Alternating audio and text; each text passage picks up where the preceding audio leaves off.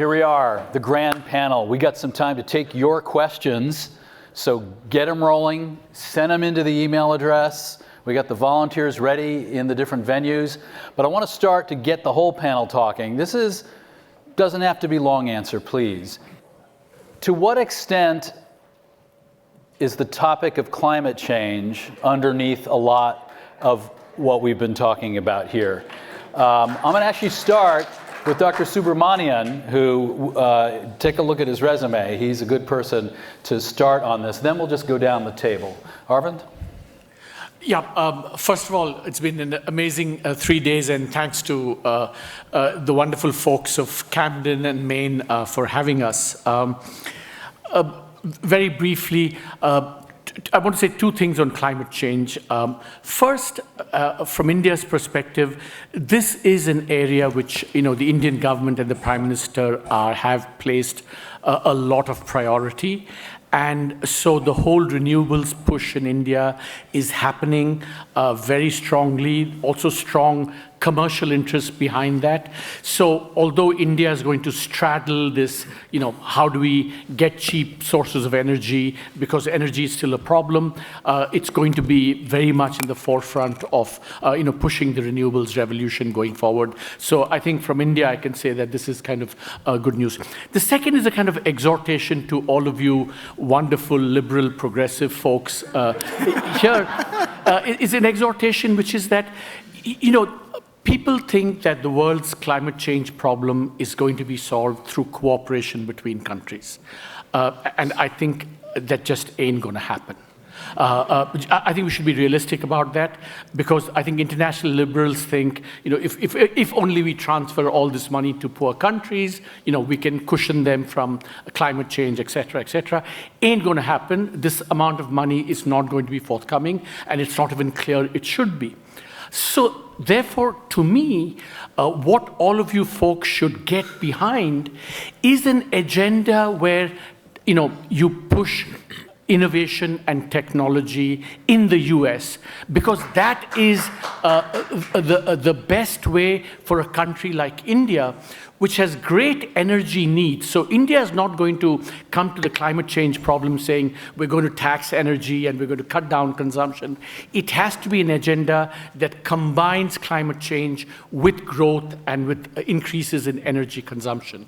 And the only way that can happen is through the price of technology becoming cheaper and cheaper, batteries, solar, wind, etc. So restrain your liberal progressive impulse to say more money, get behind the technology agenda. Thank you.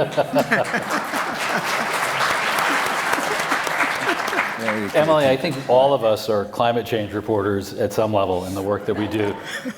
Thoughts? That's true. Thank you all for being here. This has been a wonderful weekend. So interesting, so educational. Yeah, I just wanted to add on what Arvind was saying, that India wants growth. The US wants India to grow really fast, as we heard this morning, and that means vast amounts of energy, much more energy than India is currently consuming, which per capita is quite low. But because it's a huge country, that's a lot of energy. And right now, that mostly means burning coal, oil, natural gas, even though, as Arvind said, this government has made renewables a real priority, and India is a leader in solar energy. But for the near term, that still means a lot of carbon emissions. And I think we need to look at how a country like India, that is experiencing this economic revolution, does so with the support of partners and friends in a cleaner way. It's not going to be done easily, and as Arvind said again, India is not going to compromise. It's not going to consume less energy. So, and it's not going to pay more than it can afford to for energy. So I think the real challenge is, how does India grow, and at what cost? Thank you. Dr. Singh, quick thoughts?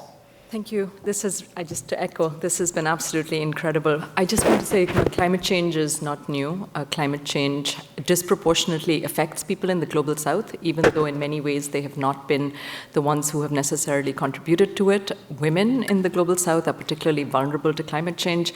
And what I tried to bring out in my presentation and just want to reiterate here is that resistance and environmental movements are not new either. And women from some of the most marginalized communities in India have been really leading the way through the Chipko movement, which was a movement against deforestation, against big hydroelectric projects. And if any of you have been to India or visit India, one of the things that will strike you, and people often say, is, oh, it's so dirty. There's so much trash, there's so much waste. And all of that is true. But I also want to point out, Emily and Arvind spoke about the kind of institutional level, but at the everyday level, that newspaper that Emily showed you in her PowerPoint presentation, that newspaper is almost always recycled. Any bag, anything you buy in India is made out of a newspaper packet. And that, in some ways, is a kind of very tangible manifestation of how, in an everyday level and in everyday life, there is also a culture, a tradition, and a persistence of preservation and of recycling.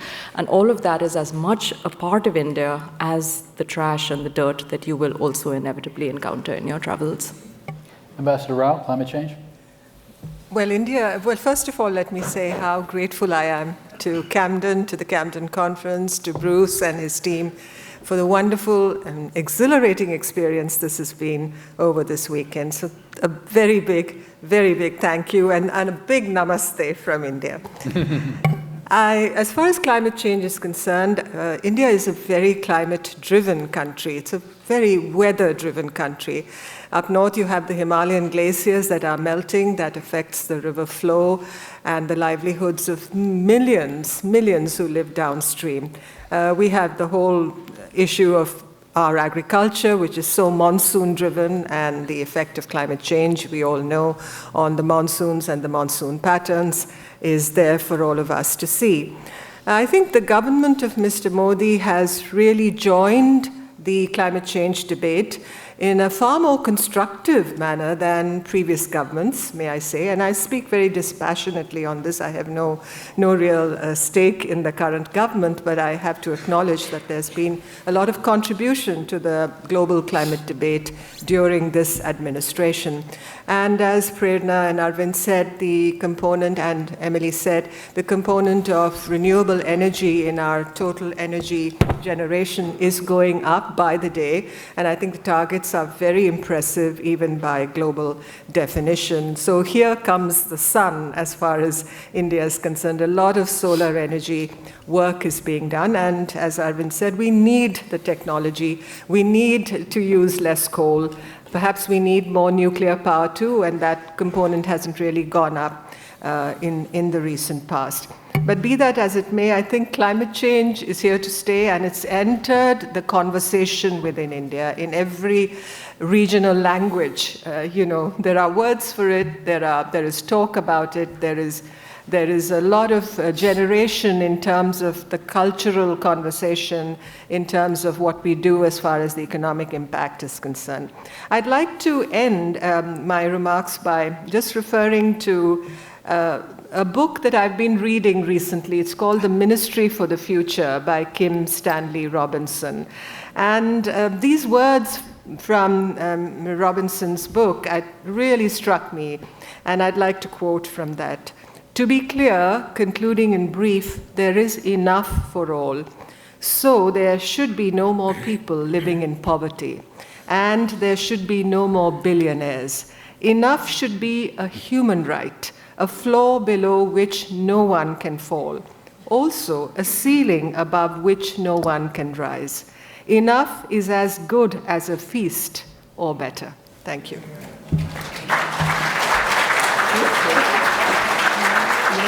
Thank you. Dr. Markey. Yeah, so I got to speak this morning and already thanked our organizers, but thanks again.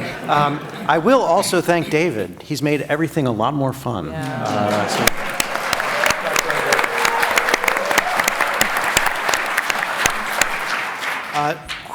points. One, I spoke just now about potential or the need for basically a ceiling potentially on US-India cooperation, depending on the direction that India goes. But I don't think the ceiling would apply in this area. This is an area where tech transfer and a variety of other cooperative ventures are mutually beneficial. The sky's the limit. The more the merrier. And that's definitely true, yes, in technology. Also, financing is necessary. I mean, this is not going to happen with incredible amounts of resources. There have been efforts at the government-to-government level to try to mobilize that, including within the Quad, which we've talked about. So, but more can be done. Second quick point, another plug for USIP. We do work on climate and conflict.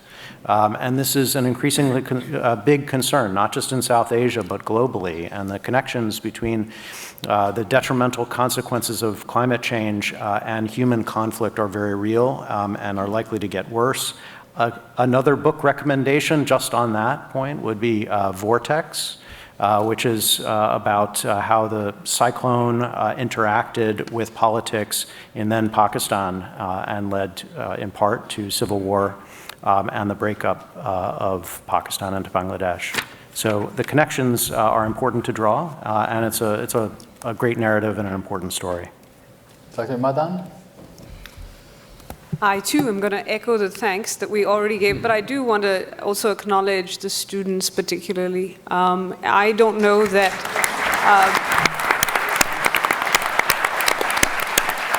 that you are choosing to spend your weekend here gives me great hope in the future. Just kind of very briefly, I think, the world is asking India to do something, not just, and India needs to do it for itself, but the world is asking India to do something no country has ever done before. Grow at that scale and grow cleanly, which China didn't do. And India is saying we want technology and financing support to be able to do that. Again, for India and for the world.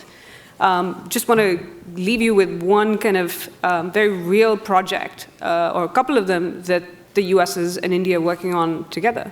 The US has something called the Development Finance Corporation, which is a US kind of congressionally funded and mandated outfit. It has $60 billion of capital, most of which is deployed. But two of its largest projects that are financed are in India. One is for an American company that is building solar panels in India to both help in the climate change goals and clean energy goals, but also to reduce our dependence on China. So competition, we talk about cooperation, but competition can sometimes be good because it has facilitated that. And the second is a similar project, but it's the USDFC financing an Indian company to do the same. So very real projects, and this is something the two countries have gone from yelling at each other about to actually working constructively. Differences haven't gone away, but nonetheless, I think there's been a lot of progress. Thank you. Dr. Varshney, climate change. Before I say something about that, I want to phrase my thanks in a certain way. So give me a minute for that. Alexis de Tocqueville, when he visited as a great European intellectual United States in 1830s and wrote the book Democracy in America, the first serious book on democracy in America, he talked about the New England town and said, America's democracy one can see in action in a New England town. What we have witnessed here, and he was talking about, of course, great political engagement and intellectual engagement at the citizen level.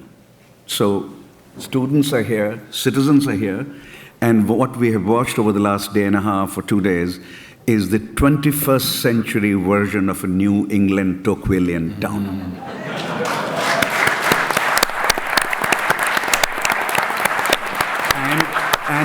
And the conference organizers, of course, are very efficient, everything delivered on time, everything, and David's role is also very important in that. But I also wish to add, it was not only efficient, but efficiency typically is hard to combine with elegance.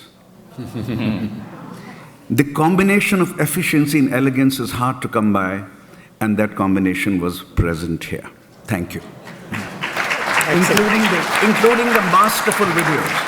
including the masterful video showing colors and sound in a way which were hugely gripping and aesthetically pleasing. Climate change. As you may have noticed, I am a critic of Prime Minister Modi, but I am a very big supporter of his energy policy. The emphasis on renewables that he's demonstrating are just the right kind of policy for today's world, for the contemporary world and contemporary times. But it's also clear that, as some have already said, if India has to grow at 7 to 8% per annum, there will be, for the coming years, considerable reliance on old-style energy, especially coal.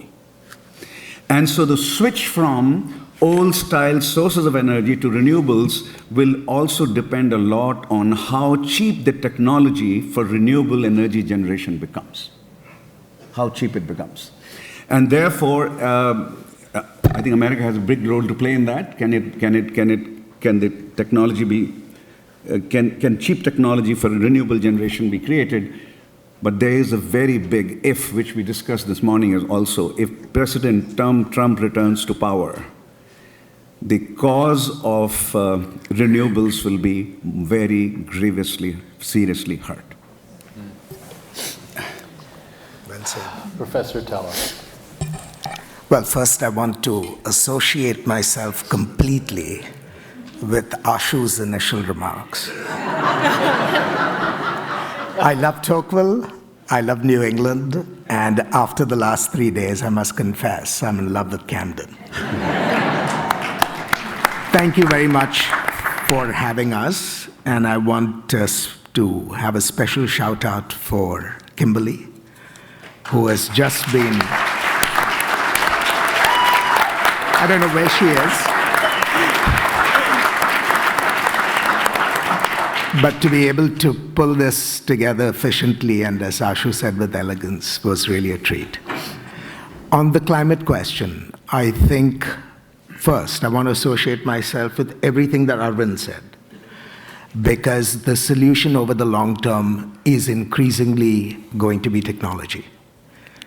But I want to add an asterisk.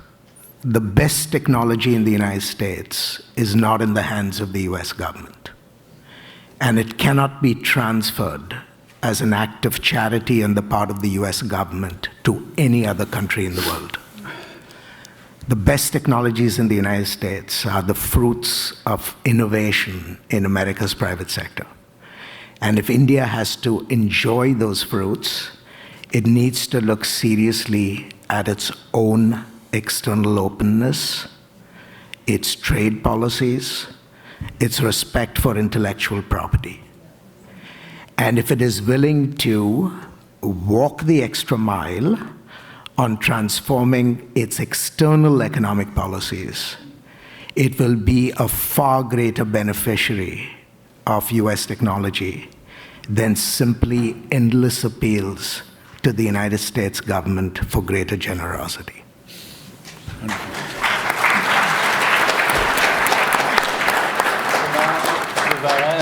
Climate change.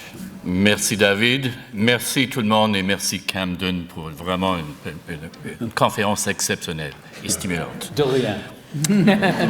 Everything everyone said.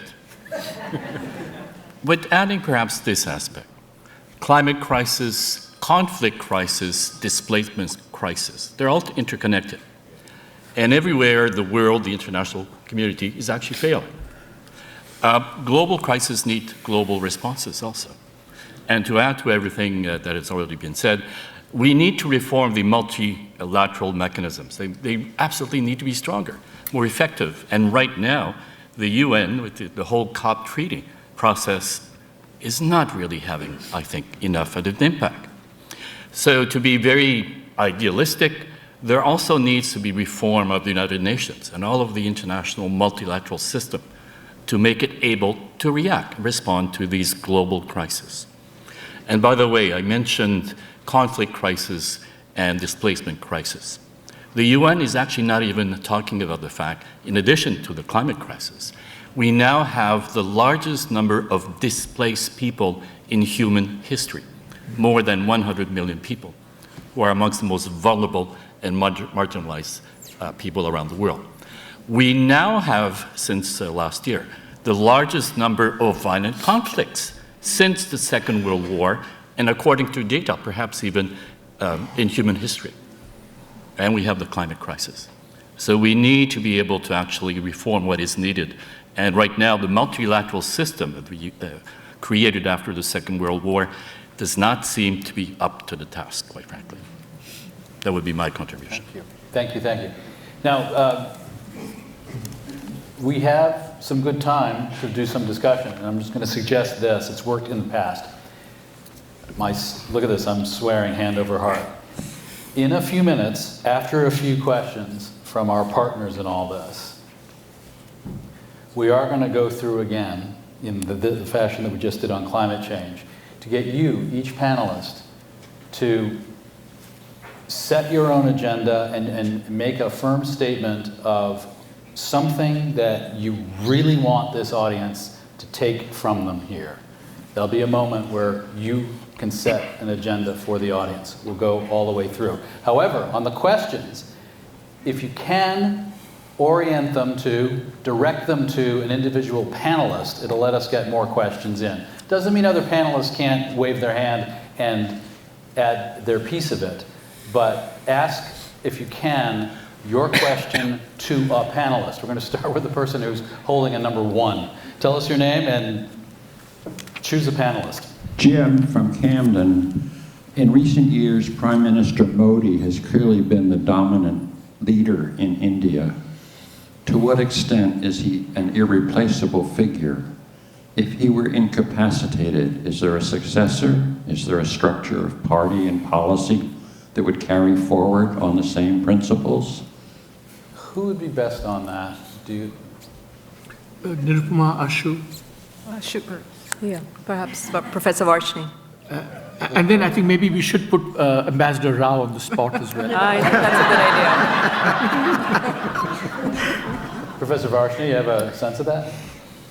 It's a great question, and apart from doing academic work, I also write monthly columns for Indian Express. I have been doing so for 13 years.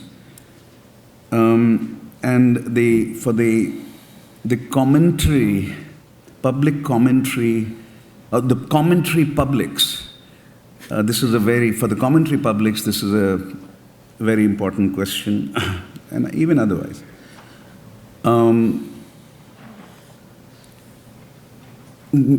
It's not clear that Mr. Modi has a succession plan in place.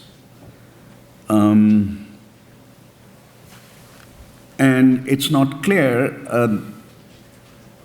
that even if he had one, when he leaves the scene, after he leaves the scene and ceases to have the power that he does, he'll be able to implement the plan.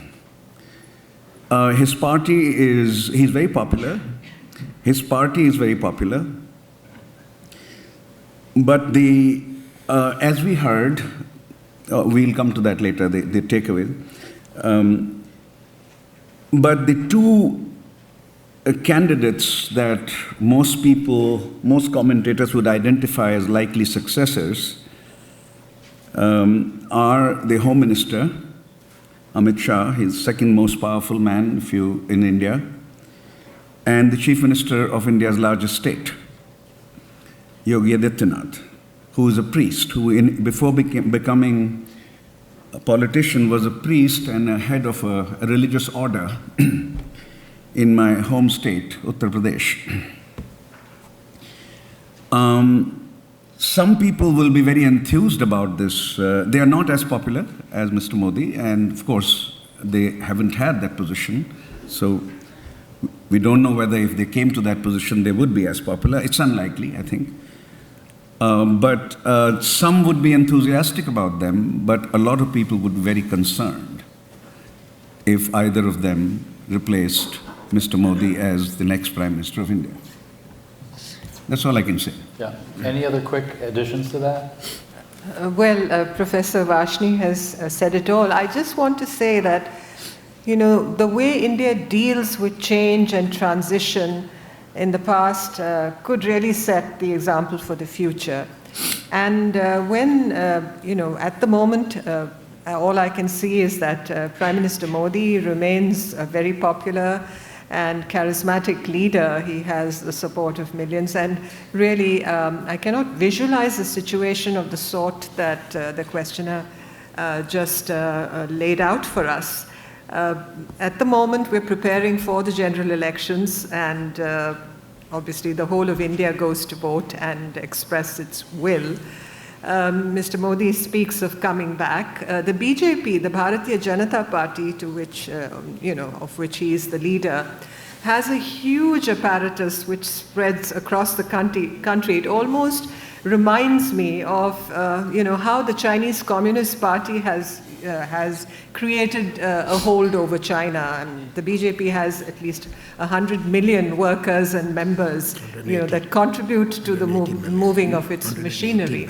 So for that reason, I think that whatever transition that you speak of will obviously be focused within the BJP, within the Bharatiya Janata Party. For another reason also, the opposition is so disunited at the moment. There's really no one leader that I can think of who could, position himself or herself as a possible alternative to Mr. Modi. And go ahead. Just very quick. I think that, whatever you may think of Mr. Modi, good, bad, whatever, I think the strength of a country and a democratically kind of a country that's so embraced democracy and plurality and things is that really that question should not matter. Only if it doesn't matter, that tells you that the country is resilient enough to, as Hamilton, what empires rise, oceans rise, empires fall. We've seen through it all. So, it shouldn't matter, the question. Can I just say one thing? Also, just keep in mind that India is a parliamentary democracy, not a presidential system. So I think perhaps there's also a little element of refracting it through the American lens. So when Indians go to vote, they will never vote for Mr. Modi, except for in his constituency. They will vote for the Bharatiya Janata Party. And technically, we do not know who the Prime Minister will be. That's an internal party decision for the party that comes to power. So there's no direct election, even though Mr. Modi is obviously projected to be the prime ministerial candidate. He is the standing prime minister, but Indians do not vote for the prime minister. And I think that's a way to kind of think about the question of succession and also the question of personality. And obviously we are refracting this through our own lens. Mr. Modi is a vigorous man, apparently, in the prime of life. Why would you even ask the question except facing an election this year? But that's not the case in the United States. Could I, David, if you give me 30 seconds, what Prerna said is technically correct. But if you look at the data, for example, the data from the last elections, 2019 elections, and the one thing that stood out in that data is that even those who voted for the party, BJP, which won, 25% of those who voted for BJP said they voted for Modi, not for BJP. Mm-hmm. So while what Professor Singh has said is technically correct, that it's not a presidential system, it's a parliamentary system, the idea that 25% of his party's vote was his should be kept in mind while we think about the question that you asked. Interesting. There's a question over here. Tell us your name. May I just say just one small thing? Sure. That, whatever the prospects of a transition may deliver, I think as far as the country's foreign policy is concerned and relations with the rest of the world are concerned, I don't visualize any fundamental change. Mm-hmm. All right. All right. Over the patient person over here, tell us your name. Hi, my name is Anne. I'm from the University of Mansfield Department 2. Kind of going back to the climate change issue, it's a known fact that China is effectively dominating China is effectively dominating the critical and rare earth mineral industry. Given the tension between India and China and the importance of this mineral to the green transition and AI technology in the future, can you speak to how China plans to grow its market share of critical minerals and to the point of potentially competing with China? Thank you for the question. Just rare earths, things that you need for electronics that are hard to find. China has a lot. India's role in any of this? Arvind, do you have any comment? I honestly don't know a lot about India's actual reserves. India does have them. I don't know exact data. Like everywhere, the question, as people says, a lot of rare earths aren't rare. They're just expensive to get out of the ground. India also has is looking into deep sea mining. So part of this is going to be about Indian capability, how much it decides, but it's also about partnership. I mentioned briefly something called the Mineral Security Partnership. It was actually unusual for India to join something like this that the US has put together. And part of it is about diversifying that supply chain with critical minerals in particular. It's also doing some bilateral, so the Australia and India signed an economic agreement, and part of that is Australia produces critical minerals, India wants to import them, and Australia for India is a trusted partner. So it's something that India is thinking about, but it's doing it partly alone, but partly also bilaterally and kind of in these kind of groupings with countries.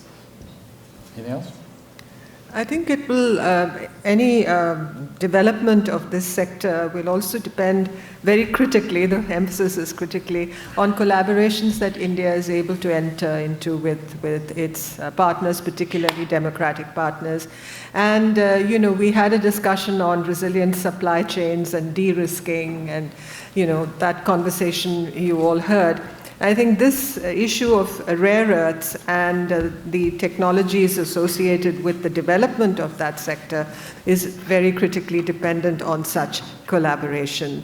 It's going to take a while for India to develop those capabilities, and these are not easy areas to develop. So these partnerships, and we have that with the US now on critical and emerging technologies and on the rare earths partnerships.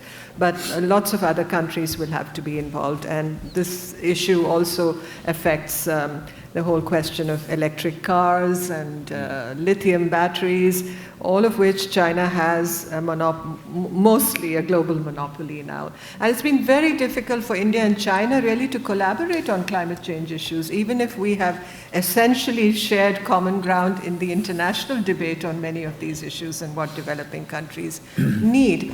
We have a common border with China, we share rivers with China, we share glaciers with China, but there's been very little collaboration, and there's been all this talk of China developing dams along the Yalung Tsangpo, which becomes the Brahmaputra when it enters India, and there's the whole question of the livelihood of people downstream, and what happens if as the Chinese fable goes, if you move too many mountains. They always talk of the men who move mountains, and China tries to do just that in the Himalayas.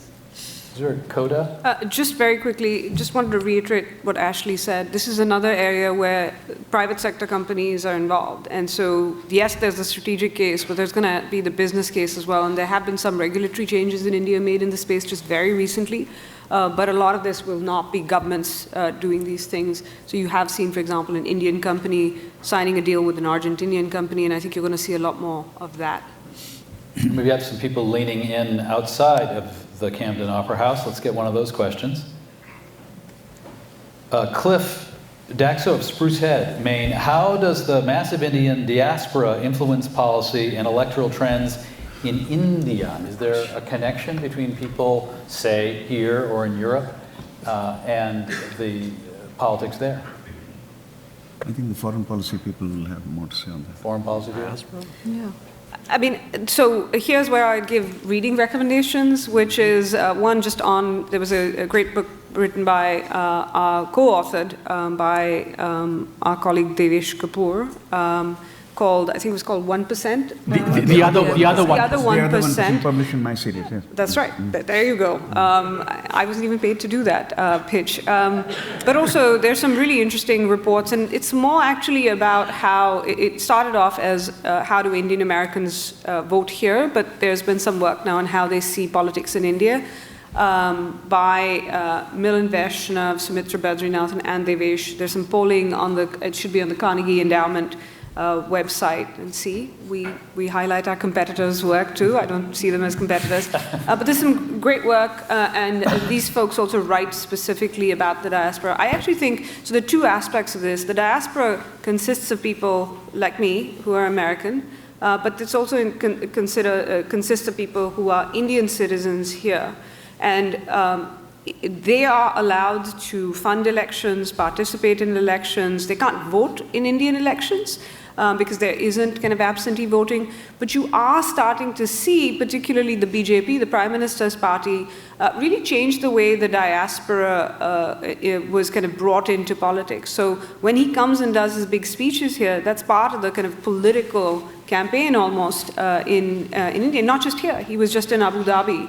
And did a big talk. So you're seeing kind of the diaspora start to essentially kind of get involved. Now, some of that is the reverse is also happening, which is Indian politics is spilling over into, and the cleavages that Prerna and others talked about are spilling over into the diaspora, whether or not they're Indian citizens here, because of them being part of different communities. So one thing I think you are seeing in the Indian American communities, I think you're going to start to see some, it's going to be perhaps a little bit more disparate on issues than and disaggregated than it used to be when Ashley did this US-India nuclear deal. The diaspora came together and said this is something that should be supportive. I'm not sure you'd see that same level of cohesion in the diaspora here about that. So this is more about kind of the relationship with India, but I do think you're seeing that difference. And now that Prime Minister Modi is appealing for Indian domestic political reasons to the diaspora here, you're now seeing the Congress Party, which used to do it in a smaller setting. Now, you're seeing even kind of politicians from the Congress Party come here, speak to kind of especially younger audiences. Go ahead. No, Emily. You haven't spoken. Okay, I just wanted to add that this may not have so much direct bearing on electoral politics in India, but perhaps it does. In the last few years, the Indian government has revoked the overseas citizen of India visa from about 100 people living in the diaspora in the UK, in the US, elsewhere.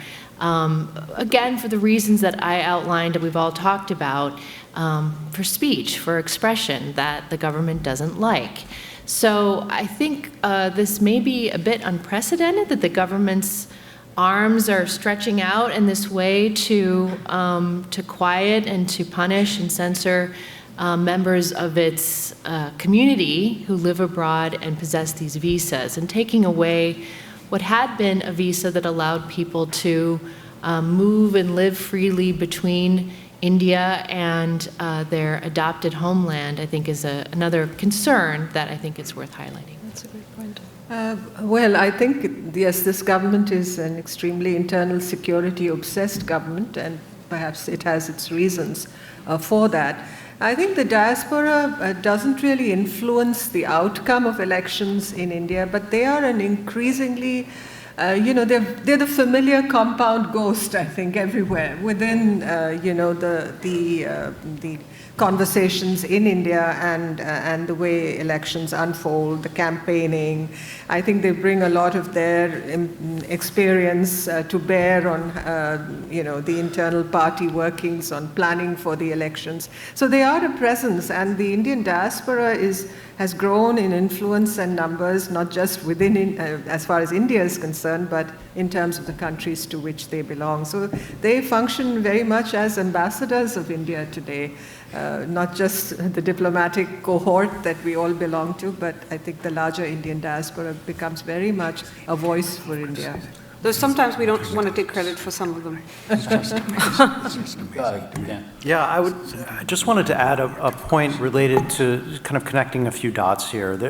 In conversations that I've had with Indians who have been involved with this current government, who identify as Hindu nationalists, they have repeatedly described their outreach to the Indian diaspora as a very important part of their project. The mobilization of parts of that diaspora are seen as something that's necessary, that's useful, and it's not just for narrow and pragmatic reasons, although there are those.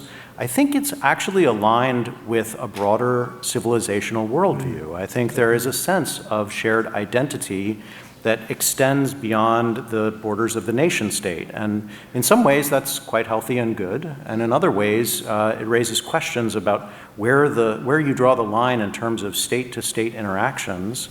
And given that we have an unusually porous political environment, it raises questions of precisely how you relate to those communities and how they relate to you. And I think that's a feature of our politics. It's been a feature with other countries as well, and I think it's increasingly one that we'll see with India. All right. We have a question here. Tell us your name. Ron Bancroft, Cumberland, Maine. So there are this has been a wonderful conference, wonderful panel, and thank you very much. But there are two things that I haven't heard that I expected to hear more of. One, directed to Professor Varshney, is the influence of cricket on India, and the second is Pakistan. And Professor Tellis can perhaps tell us why we haven't heard as much about Pakistan as a force here. You got the right on cricket. Well, there are only two teenage obsessions that still survive in my life.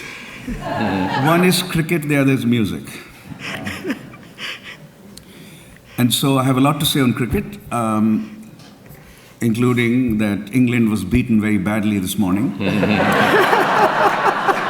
by its erstwhile colony, India. A margin of 465 runs, that is kind of hard to imagine.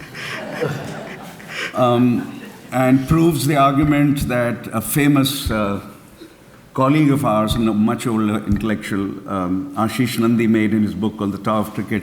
Cricket was an Indian sport accidentally discovered by Britain. He should have said not Britain, England. He should have said England. Because Scotland doesn't play. They do now. They do now, okay. So, but cricket is so important to India's passions and public passions and popular energy that almost every politician, every ambitious politician has tried to have a hand in it somehow, right? That the administration should have people from the ruling party. This is not simply BJP doing it. It's happened earlier as well. So for the final of World Cup, first of all, look at its images here. The final of the World Cup was held in the home city of the Prime Minister. Second, the Prime Minister himself was present there for the final of the World Cup 4 months ago. Third, the stadium in which the final was played is called Narendra Modi Stadium. Right? And fourth, when Indian cricket team lost the final to Australia, Australia is the superpower of cricket, has been historically. When they lost, Prime Minister Modi entered the dress room of the cricket team, which was obviously grieving. It had lost. It had won every game except the final. Right? So it's like my team Celtics losing to, let's say, Lakers in the 80s. That was very hard to take, very hard to take. So anyway, all of that happened, and that was on television screens. Prime Minister Modi in the dressing room of India's cricket team, and to give them, to offer sympathy for the loss. I think that's all you want to hear, or that's all? That's all you want to know. More than that will be analytically complicated. Can I say two things? Thank God that was the last question, not the first question of the conference. We'd have spent nothing else. But the only thing I would say is that on cricket is that India has become very successful in cricket in the last, 10, 15, 20 years. And in a sense, that's happened because access to cricket, which was a fairly elite sport, has really democratized over time. So because the talent pool, therefore, we tap into now is so much more diverse. People come from much humbler, rural backgrounds. So it's a sign of India's, progress, democratization of access to everything that also gets reflected on the cricket field. And so it's a sign of, India doing well, actually, at least on some things, that India's doing well in cricket. I'll just say one thing, as someone who's the daughter of a cricket fan and was made to play cricket against my wishes for much of my childhood. I'm actually a pretty decent spin bowler. My father was a wicket keeper, but all these are terms which might not be. That's true. But the one thing I want to say is just to say about the Indian team and the kind of humbler backgrounds today is that what's very interesting in terms of reading recommendations. Ram Guha, who wrote a beautiful book called India After Gandhi, also is a very avid cricket commentator, and he has a book which actually tells you about the presence of Muslims, of Dalits, of Sikhs, and people from different religions and castes in the Indian cricket team. And so in many ways, even though there has been this, it's been very important for the state, as Professor Varshini laid out, it has also, despite, and absolutely Professor Subramaniam is right, has had elite origins, has also been a site in which different religions and different castes have come together to play. And India has a not bad women's cricket team as well, which does not get anything near the kind of funding or eyeballs. By the way, the book is called Corner of a Foreign Field. That's correct. That's right. It's a great book. It is a beautiful book. No. Can I just say just one word? On We cricket. talked about the reform of the UN Security Council, and I just, on a lighter note, if there was a Security Council for cricket, India would be a permanent member and That's a good one. permanent president of the UN Security Council. And second point, Henry Kissinger. We had a meeting with him once when I was ambassador, and he mistook my husband for a cricketer because my husband has the same name as one of India's test cricketers, Sudhakar Rao. So we'll be back to sport today in just a moment. But another piece of this, Pakistan, it has come up in our discussion. But is there... Ashley. I would defer to Ashley, Dan, and Tanvi. But let's start with Ashley. So let me say, unfortunately, Pakistan is not a subject that lends itself to levity. So, which is in some ways tragic in its own right. But the reason Pakistan's tragedy has been that the world has never seen it as important in itself, has only seen it as important in the context of something else. And so when there is something else that captures our attention, Pakistan looms large in our consciousness. So during the Cold War, Pakistan was the southern flank of our containment strategy vis-a-vis the Soviet Union. And even though we didn't really care for Pakistan or the Pakistani experiment all that much, we ended up supporting it, sometimes against our own interests vis-a-vis India. When the nuclear program of Pakistan became a thorn in the side of American foreign policy, we paid inordinate attention to Pakistan. When the Soviets invaded Afghanistan and we were involved in a pushback against the Soviet invasion, Pakistan became the launch pad of that resistance against Soviet occupation. After 9/11, when we got involved in Afghanistan because of Operation Enduring Freedom, Pakistan once again became important. Now, the sad fact is that today we have no regional equities that require us to pay inordinate attention to Pakistan. And so Pakistan, which was very much front and center in our consciousness from 9/11 onwards until we exited Afghanistan, has simply disappeared from our consciousness. If you ask American officials what they think about when they think about Pakistan, the first thing they think about is, are its nuclear weapons safe? Are they likely to end up in the wrong hands? And what can we do to prevent that? To be honest, very little else matters to American policymakers beyond that question. And that is tragic, of course, for US-Pakistan relations, but even more tragic for Pakistan itself. And the fact that it is undergoing a perpetual domestic crisis just doesn't lend itself to US policy attention at a time when our own bandwidth is stretched by a variety of crises around the world. So in the pecking order of crises, Pakistan sort of falls very, very low on the ladder. Any other quick comments on Pakistan? Because we're going to switch gears in just a second. Cricket and state power, the Prime Minister of Pakistan, so the former Prime Minister who's been elected is a cricket star, Imran Khan, who was just elected from jail. So again, talking about just the intimate links between cricket and politics. For this country and in the context of India-US relations, the factor of India-Pakistan hyphenation was buried quite a while ago. Coming to relations between India and Pakistan, as you know, they've always been very fraught, very complicated, most impossible by any definition. And today we don't really have any dialogue or conversation that is ongoing between the two countries. But that doesn't mean that our attentions, either countries, have strayed away from each other.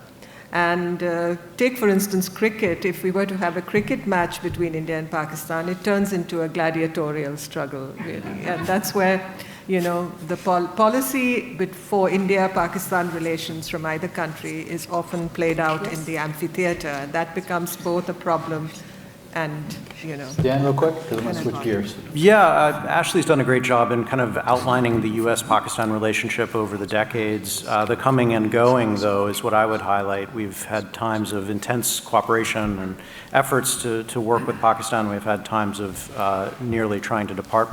One of my books is actually titled No Exit from Pakistan. And I don't know if anybody is familiar with the Jean-Paul Sartre play, but basically the analogy is drawn, that's a situation where you have characters who are in a living room and you come to know that living room is actually hell and they've been sent there to torment one another.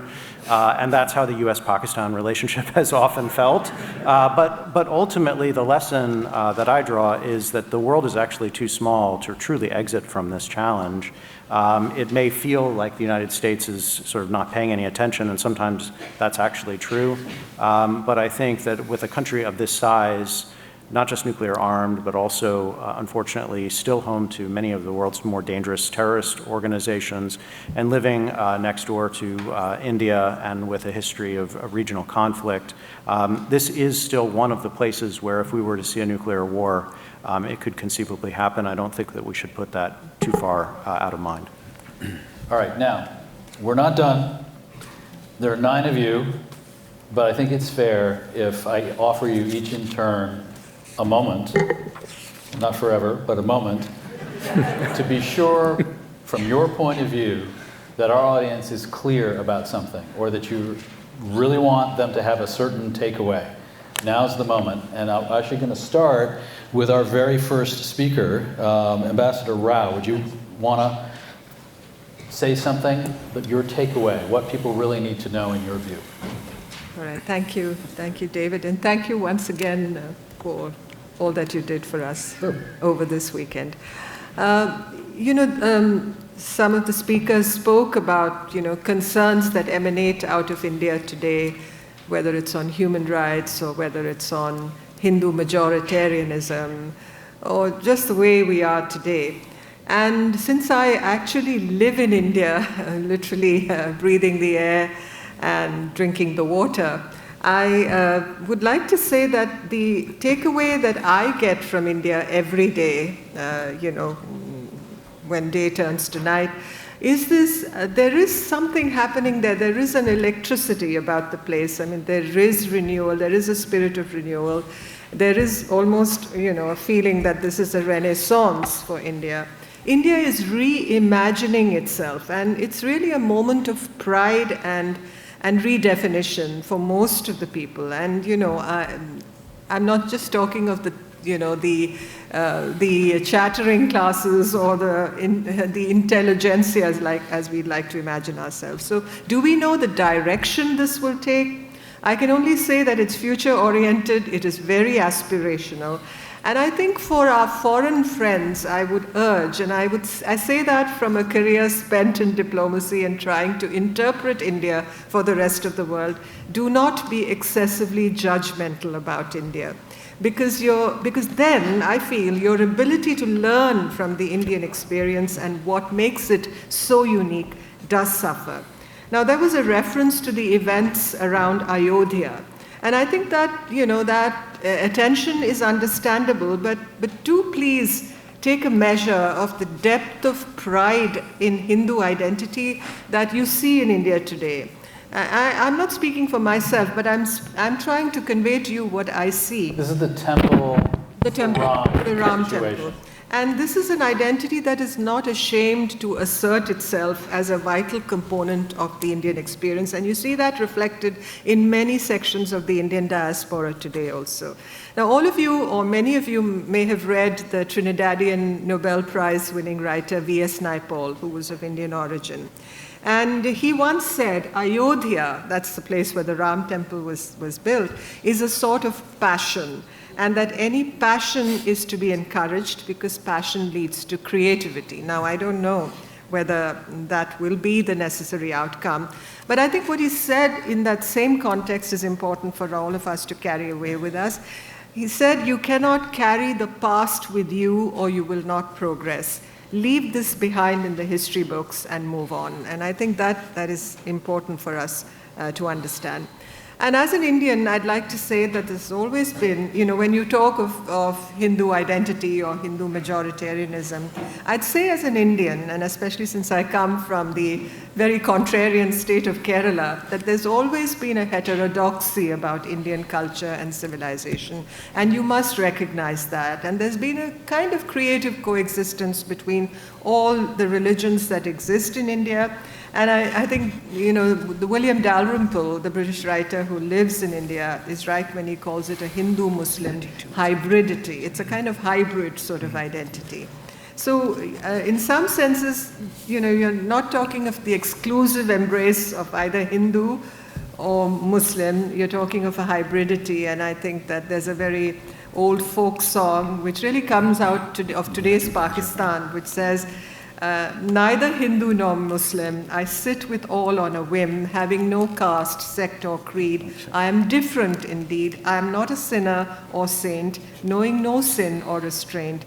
Bulla is the person who sings this song, tries hard to shirk the exclusive embrace of either Hindu or Turk. Turk is the word we use for Muslims in a lot of our languages, which is really from, Muslims who came into India, came out of Turkmenistan and Turkestan, and, they were Turkic people. And I'd finally like to say we're essentially a peaceful country, and we sometimes struggle with our ability to manage federalism, diversity, and plurality, but you must recognize that struggle and how honest it is for most of us within the country.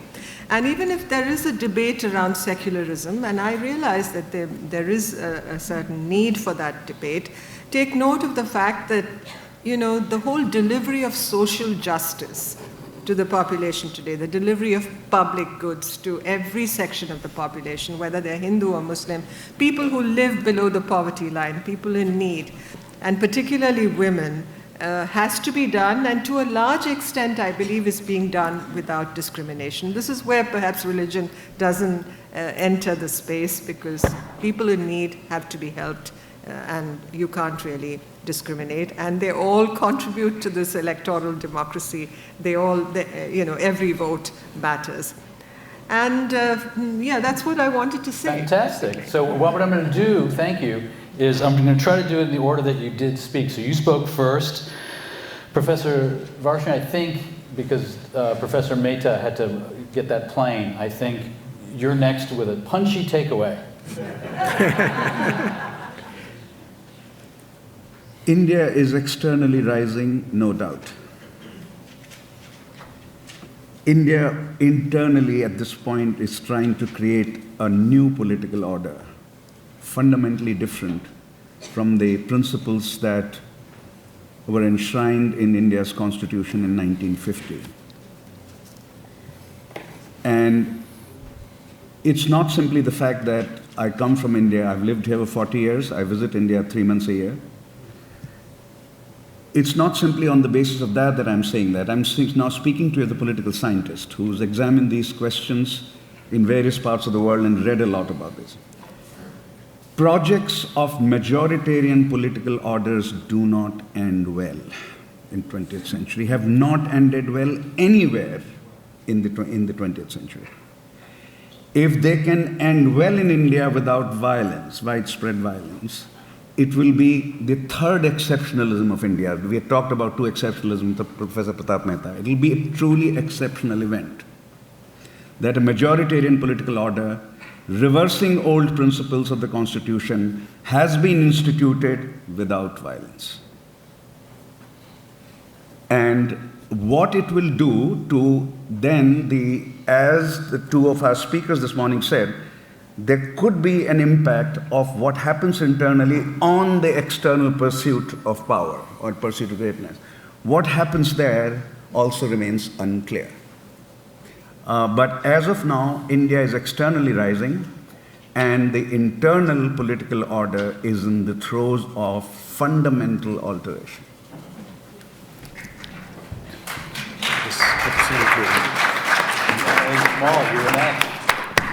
Thank you. You know, India is a country of paradoxes, and so I want you all to know that journalism is under threat in India, and tremendous journalism is happening in India. Some of the new online news sources I referenced, The Wire, News Laundry, Article 19, are working valiantly to cover the complexities, the challenges, the triumphs of this country, working in financially precarious and just generally precarious conditions, facing lawfare, harassment, and worse. Read these publications and support them. They don't have the backing of the government, and increasingly rely upon reader support. So if you're really interested and invested in India's story, I encourage you to do it that way. I also want to say, though, that I did a series on the obstacles that India's women face in joining the great economic boom that the country is experiencing. And in both cases, I've found young journalists, young women with this irrepressible spirit, this desire to contribute their talents, their energy. India is something you can only really understand, I think, by experiencing firsthand. So, not to give too much of a plug to the tourism of India, but go if you can. It's so important, a sixth of humanity. And I think it's fair to say we can't hope to understand the world without understanding a bit more about India. Thank you. Ashley, tell us, I think you were in the list there. So I spent most of my professional life sort of working for better US-India relations. But the premise that underlay that work was that India was going to remain, at the time when I began, and for a long time, an unvarnished opportunity for the United States. One of the great professional sources of satisfaction I have is that I've actually lived to see that day when US policy reflects the judgment that it is an opportunity. But I think what we've heard in the last 2 days is suggesting that over the horizon, there lies another India, which I say with a sense of regret, because it means that India's exceptionalism, which was so attractive to the United States, even when we were disagreeing the most during the Cold War, now threatens to evolve into India becoming just another country. Just another country, which is a complex mixture of some opportunity, but enormous dilemmas. And to the degree that India regresses to that mean, where it becomes like any other country, which has some good things and some bad things, I think something that was uniquely attractive about India will be lost. Now, unfortunately, we can't shape India's destiny from the outside. That's something India's peoples will do for itself. But we will become, in some sense, part of that process, whether we like it or not. And so I just hope that some of the more wayward evolutions that we've heard about will be controlled by Indians just for their own sake, right? You don't do that in order to satisfy the United States.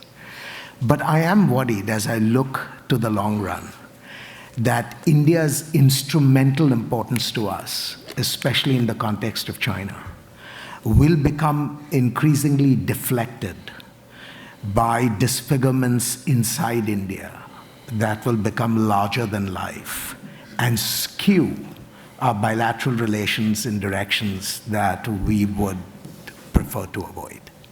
Thank you. To our economist, Dr. Subramanian.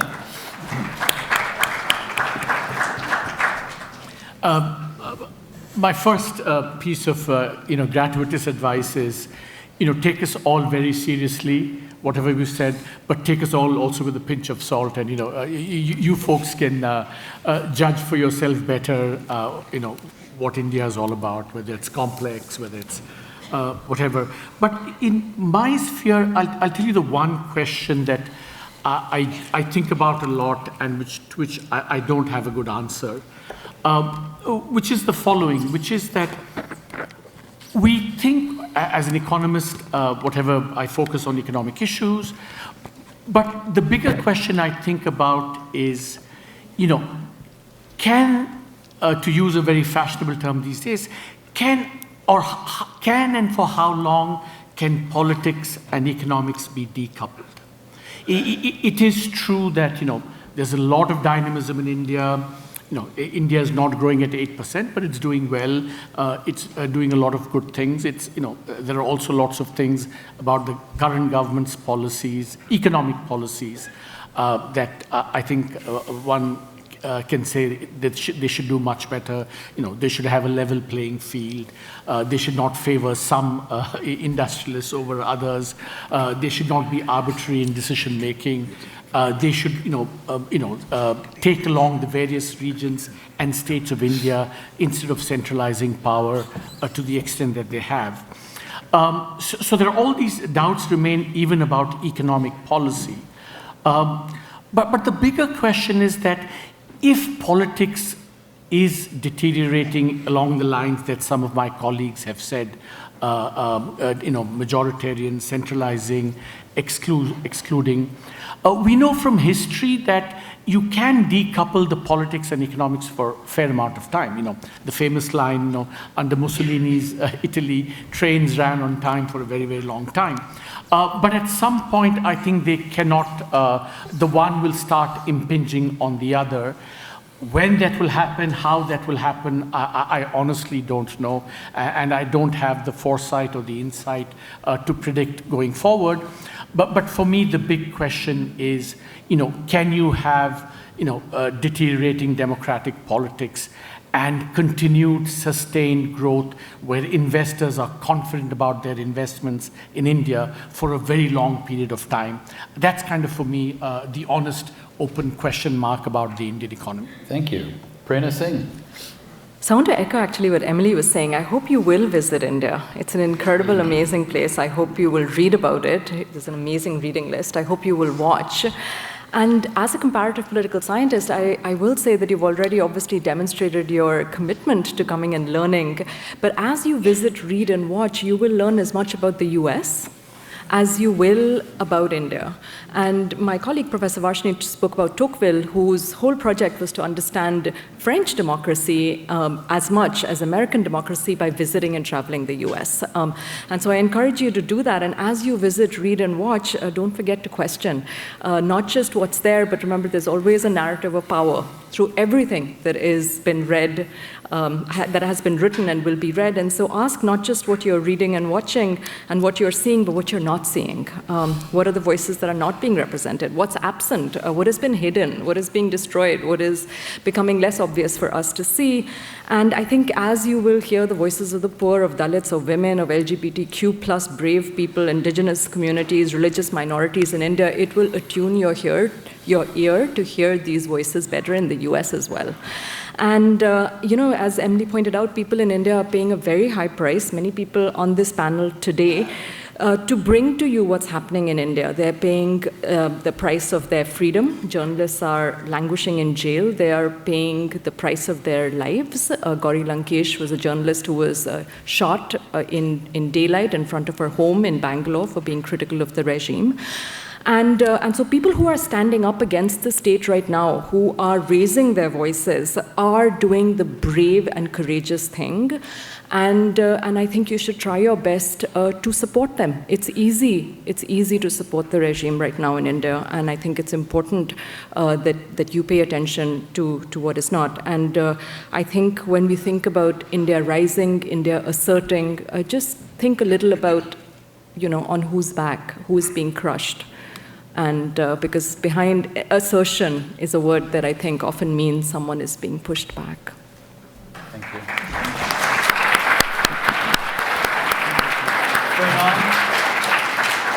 Thank you. I mean, everyone is cheering for a more successful, inclusive, pluralistic, and democratic India.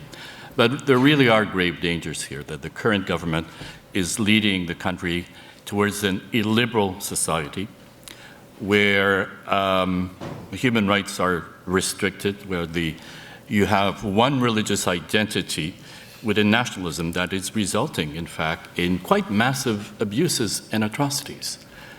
Journalists, human rights defenders, lawyers, activists are actually being harassed, jailed, tortured, and even killed in some cases. And it's not just a few incidents here and there. It actually is very significant. So we now have, unfortunately, a situation of a democracy heading towards something that is much darker, much more dangerous. So I think we have to be aware and we have to remember that this is actually not only against the opponents of the government, but also has an ethnic religious dimension. And as someone else said earlier, this kind of extreme fundamentalist nationalism never ends well. And that, I think, is something that we have to remember. We really want to see this society evolve in a much better way, but it is also important that we realize that internally there is an ideological direction which is actually extremely dangerous for everyone. Thank you. Thank you. Now, I'm going to make Dan penultimate, and Dr. Madan will be ultimate. Dr. Markey. How did I rate? Thank you. Penultimate sounds big, doesn't it? Yeah. I thought I would be last. I got used to that.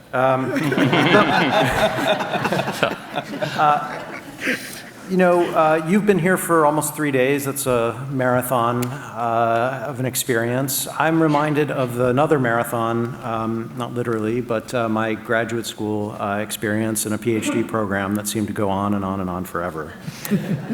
When it was done, I thought it was done. I was defending my dissertation, and one of my professors pulled the trick that he had pulled so many times before, which is he came armed with a bunch of articles that I should read. I was done. But he had all sorts of articles, and then he would name them and throw them at me, literally, paper copies so that I could read them. He's a fantastic professor. So what is my takeaway? I'm interested in the question of democracy, domestic politics, but then really how it relates or affects international behavior. So if I could, I'd throw 2 articles at you, 2 articles from, and up to the upper decks where the students are as well, 2 articles that professors of mine had me read and which have had a lasting impression on me. The first of these was by one of my professors, Kant, Liberal Legacies and Foreign Affairs, Michael Doyle. 1983. This really gets at the question of what is different about liberal democracies. It's not so simple as that. And by the way, there's a part 1 and there's a part 2, and you need to read them both. But I think that complexity is important if we're grappling with these problems. The second one, very different, actually more famous, I guess, is Sam Huntington's Clash of Civilizations. Because this talks about this question of civilizational identity, and this has come up, and I think this is relevant.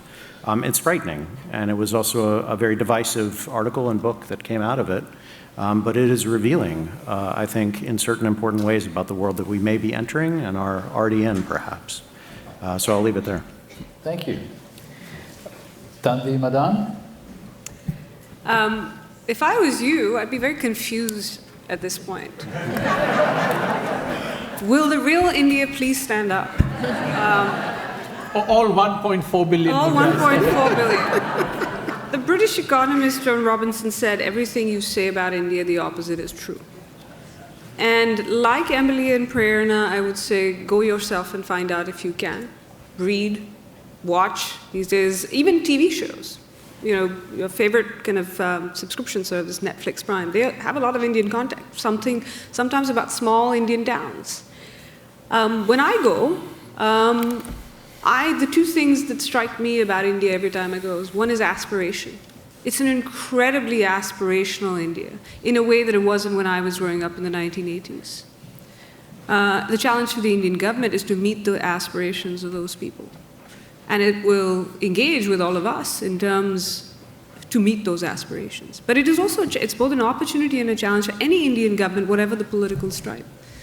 Because especially young people have hopes and dreams that we didn't even weren't even in the realm of imagination for my generation. The second thing that always strikes me, it's the constant, is change. And what we've heard from a lot of panelists is one kind of change on the political side and deep concern about it. But there are lots of changes going on in India, and they are thoroughly debated, and there's lots of opinions about them. People object to another thing that has changed in India sometimes, which is an India that actually likes the US and wants to engage with the US. There's some people who don't like that. But nonetheless, there's change. There's constant change. So I would say, kind of go experience it, try to read more about it. I think the rest of my panelists would also share this opinion that we're incredibly grateful that you've shown this much interest in a country that, frankly, even 10 years ago didn't get this much attention. Finally, I will say to the young people up there, thank you, as I said before, but also I want you to, we talked a lot about China-India asymmetries. I hope you will help address another asymmetry.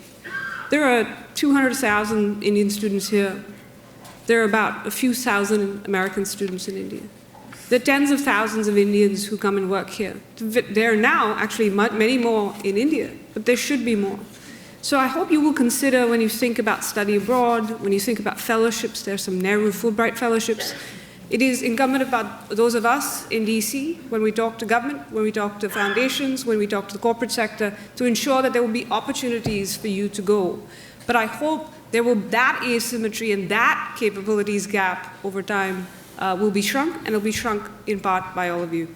You are now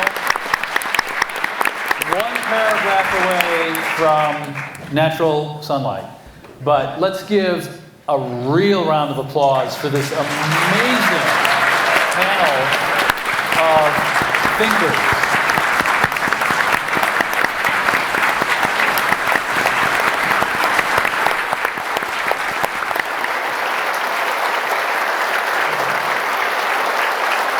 What a conference. Incredible. Now, you know, I'm a business reporter, so we're often talking to companies about the value proposition. So I wanted to just quickly end with the value proposition that we hope we offered you this weekend. You know, you invested your weekend, a good holiday weekend, and what were we supposed to deliver back to you? And I thought about it. I think this is what we hope to have delivered back to you. You are now the smartest person in any room on this particular subject. All right? You're now the go-to person in your class, in your family, around Thanksgiving dinner, at any bar on the subject of India. You can now win any of those discussions about India. You are now the smartest person in the room on this topic. Now, I don't offer a guarantee on this value proposition because it's possible one of your classmates was also here or your romantic partner is here, and I don't know who wins that particular policy wrestling match. But, you know, it's not all about competition. It's not about winning. It's about understanding. Thank you for all the conference participants who traveled to Maine. Thank you to the conference partners and the hardworking conference organizers. I think so many of us carried Charlotte Singleton around with us all these 3 days. Thank you to, yes, indeed.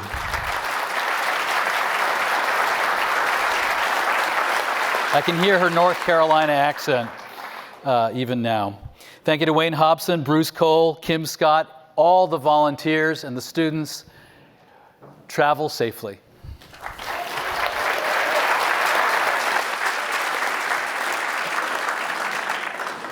Thank you, David.